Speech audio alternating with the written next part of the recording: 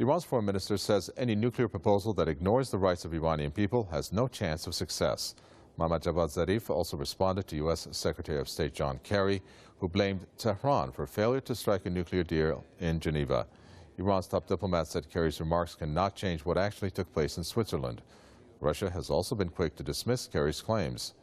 Sources in Moscow say the failure in the talks was due to a lack of consensus among the 5 permanent members of the UN Security Council, plus Germany.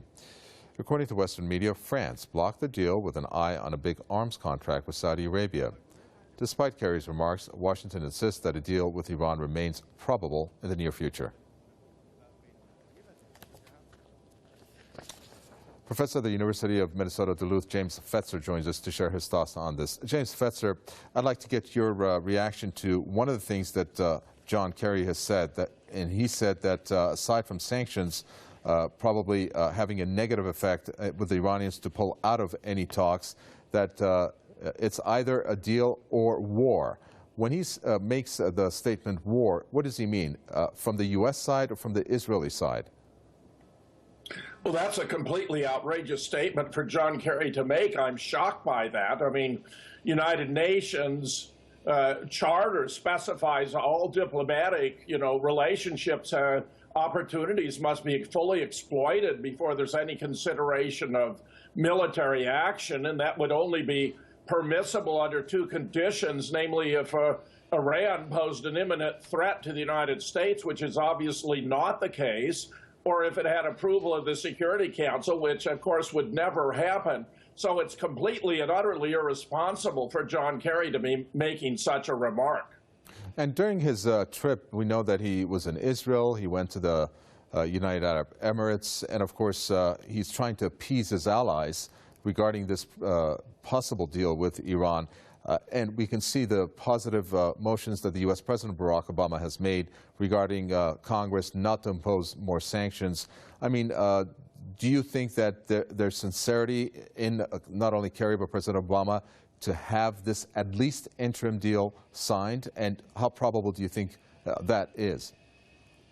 Well, it's very interesting because there are some signs that Obama actually is willing to go against the Israeli lobby and negotiate a diplomatic agreement with Iran. There should be no interference with Iran's right to develop nuclear energy. That appears to be an effort by the American nuclear energy industry to circumvent competition because Iran can provide nuclear fuel rods for third world countries at less expense than can the American.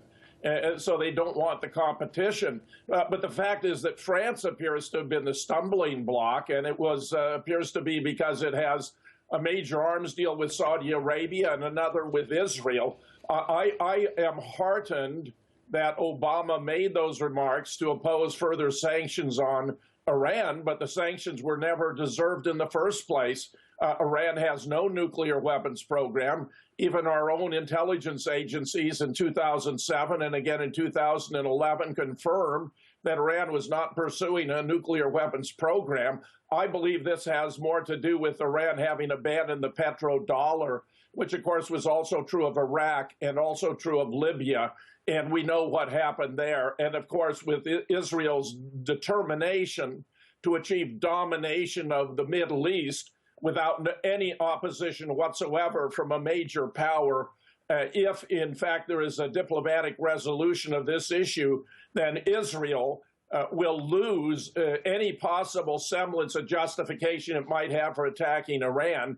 Even the former highest levels intelligence service chiefs for Israel have made that observation, which is why Netanyahu is so desperate to provoke something here and to not allow, to undermine the diplomatic initiatives that he finds so threatening to his agenda for the Middle East. Thank you very much for that, James Fetzer, professor at the University of Minnesota Duluth there from Madison. Thank you.